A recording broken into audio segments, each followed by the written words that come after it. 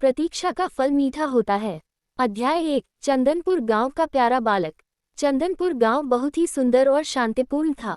वहां की हरियाली, नीला आसमान और खुशहाल लोग मिलकर गांव को और भी खास बनाते थे।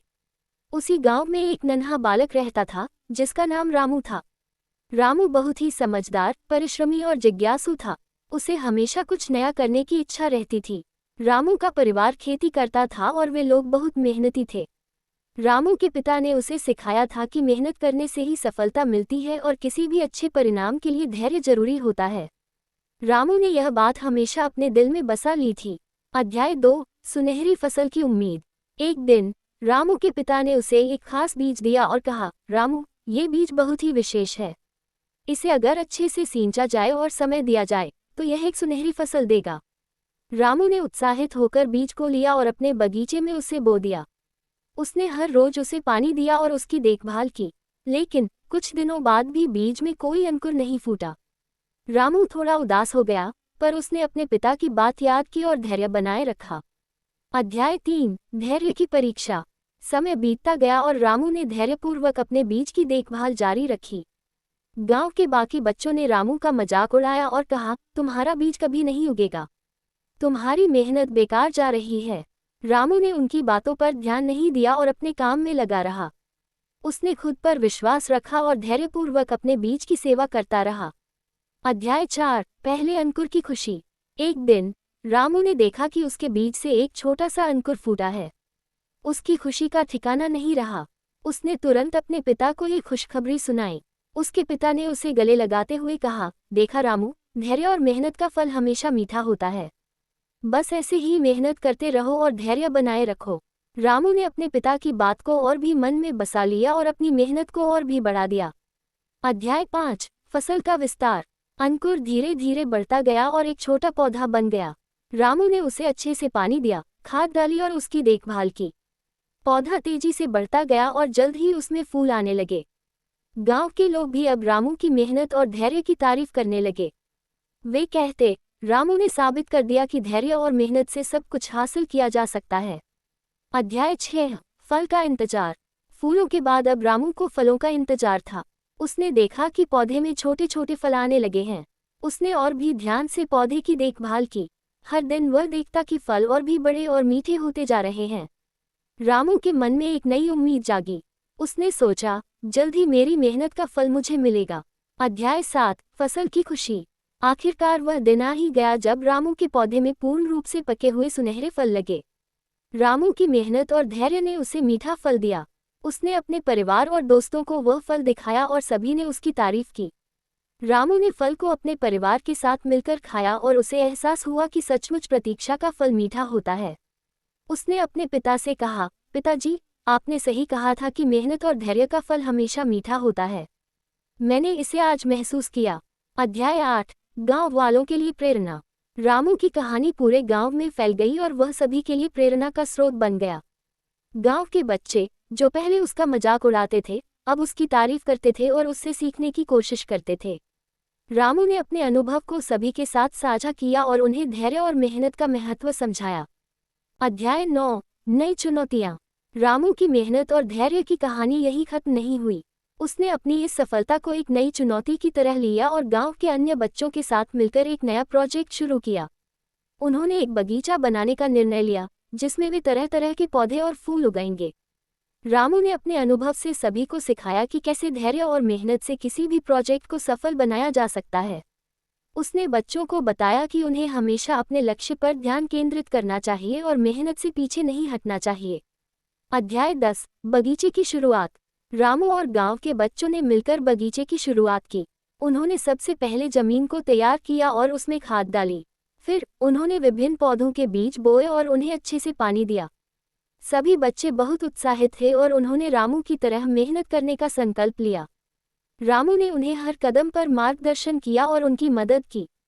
उसने सभी को समझाया कि किसी भी पौधे की देखभाल कैसे करनी चाहिए और उसे बढ़ने के लिए कौन कौन सी चीजें जरूरी होती हैं। अध्याय 11। बगीचे का विकास।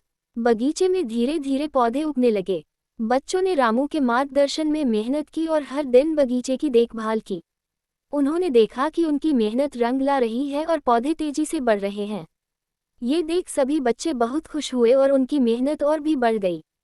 रामू ने उन्हें बताया कि उन्हें अभी और भी धैर्य और मेहनत करनी होगी, क्योंकि पौधे अभी छोटे हैं और उन्हें पूरा विकसित होने में समय लगेगा। अध्याय 12 फूलों की बहार। समय बीतता गया और बगीचे में फूल आने लगे। बच्चों ने देखा कि उनकी मेहनत और धैर्य का फल उन्हें मिल रहा है। बगीचे में रंग बिरंगे फूल खिले और पूरा गांव खुशबू से महकने लगा। बच्चों की खुशी का ठिकाना नहीं रहा और उन्होंने अपने बगीचे की सुंदरता का आनंद लिया। रामू ने सभी बच्चों को बधाई दी और कहा, देखा दोस्तों, धैर्य और मेहनत का फल कितना मीठा होता है। हमें हमेशा अपने लक्ष्य पर ध्यान केंद्रित रखना चाहिए और मेहनत से पीछे नहीं हटना चाहिए। अध्याय 13 गांव की खुशहाली। बगीचे की सफलता ने पूरे गांव में खुशहाली ला दी। गांव के लोग बच्चों की मेहनत और धैर्य की तारीफ करने लगे। उन्होंने देखा कि कैसे रामू और उसके दोस्तों ने मिलकर एक सुंदर बगीचा बनाया है और गांव को और भी सुंदर बना दिया है। गांव के बुजुर्गों ने रामू और बच्चों की तारीफ करते हुए कहा, तुम लोगों ने साबित कर दिया कि धैर्य और मेहनत से कुछ भी हासिल किया जा सकता है। तुम्हारी मेहनत और लगन ने पूरे गांव को प्रेरित किया है। अध्याय 14 नई सीख। रामू और उसके दोस्तों ने इस पूरे अनुभव से एक नई सीख ली। उन्होंने समझा कि किसी भी अच्छे परिणाम के लिए धैर्य और मेहनत बहुत जरूरी है। उन्होंने ये भी सीखा कि मिलजुल कर काम करने से किसी भी मुश्किल को पार किया जा सकता है। रामू ने अपने दोस्तों से कहा, हमने मिलकर इस बगीचे को बनाया और यह हमारी मेहनत और धैर्य का फल है। हमें हमेशा एक दूसरे की मदद करनी चाहिए और मिलजुल कर काम करना चाहिए। अध्याय 15 नए सपने। रामू और उसके दोस्तों ने अपने बगीचे की सफलता से प्रेरित होकर नए सपने देखना शुरू किया। उन्होंने सोचा कि वे और भी बड़े प्रोजेक्ट्स पर काम करेंगे और अपने गांव को और भी सुंदर और खुशहाल बनाएंगे। उन्होंने अपने नए सपनों को साकार करने के लिए मिलकर काम करने का निर्णय लिया और अपने मेहनत और धैर्य को कभी न छोड़ने की कसम खाई। अध्याय 16 गांव का नया प्रोजेक्ट। रामू और उसके दोस्तों ने गांव के लोगों के साथ मिलकर एक नया प्रोजेक्ट शुरू करने का निर्णय लिया। उन्होंने सोचा कि गांव के बच्चों के लिए एक पुस्तकालय बनाना चाहिए, जहां वे पढ़ाई के साथ साथ अन्य ज्ञानवर्धक किताबें पढ़ सकें। सभी बच्चों ने मिलकर इस प्रोजेक्ट की योजना बनाई और गांव के बुजुर्गों की मदद से इसे शुरू किया। उन्होंने एक पुरानी इमारत को पुस्तकालय में बदलने का निर्णय लिया और उसकी सफाई और मरम्मत का काम शुरू किया। अध्याय 17 पुस्तकालय की स्थापना। रामू और उसके दोस्तों ने मिलकर पुस्तकालय की स्थापना के लिए मेहनत की। उन्होंने इमारत की सफाई की, दीवारों को रंगा और उसमें किताबों के लिए अलमारियां लगाईं। उन्होंने गांव के लोगों से भी पुरानी और नई किताबें एकत्रित की और पुस्तकालय में रखीं। सबकी मेहनत और धैर्य का फल उन्हें मिला और पुस्तकालय का निर्माण पूरा हुआ। सभी बच्चे बहुत खुश हुए और उन्होंने एक उद्घाटन समारोह आयोजित किया, जिसमें पूरे गांव को आमंत्रित किया गया। अध्याय 18 पुस्तकालय का उद्घाटन। पुस्तकालय के उद्घाटन के दिन पूरे गांव में उत्साह था। सभी लोग रामू और उसके दोस्तों की मेहनत और धैर्य की तारीफ कर रहे थे। गांव के मुखिया ने पुस्तकालय का उद्घाटन किया और सभी बच्चों को बधाई दी। मुखिया ने कहा, तुम लोगों ने साबित कर दिया कि मेहनत और धैर्य से किसी भी बड़े सपने को साकार किया जा सकता है। ये पुस्तकालय गांव के सभी बच्चों के लिए ज्ञान का स्रोत बनेगा। अध्याय 19 ज्ञान की रोशनी। पुस्तकालय के खुलने के बाद गांव के सभी बच्चे वहां आकर पढ़ाई करने लगे। उन्होंने विभिन्न विषयों पर किताबें पढ़ी और नए नए ज्ञान को हासिल किया। पुस्तकालय ने बच्चों की शिक्षा में बहुत महत्वपूर्ण भूमिका निभाई और उनकी सोच को और भी व्यापक बनाया। रामू ने अपने दोस्तों के साथ मिलकर पुस्तकालय में विभिन्न गतिविधियों का आयोजन किया, जिससे बच्चों को और भी सीखने का मौका मिला। अध्याय 20 नई पीढ़ी के लिए प्रेरणा। रामू और उसके दोस्तों की मेहनत और धैर्य की कहानी ने नई पीढ़ी के बच्चों के लिए प्रेरणा का स्रोत बनी। उन्होंने सीखा कि मेहनत और धैर्य से किसी भी लक्ष्य को हासिल किया जा सकता है और किसी भी अच्छे परिणाम के लिए प्रतीक्षा करनी चाहिए। रामू ने सभी बच्चों से कहा, हमने मिलकर जो किया वह हमारी मेहनत और धैर्य का फल है। हमें हमेशा अपने सपनों को साकार करने के लिए मेहनत करनी चाहिए और धैर्य बनाए रखना चाहिए।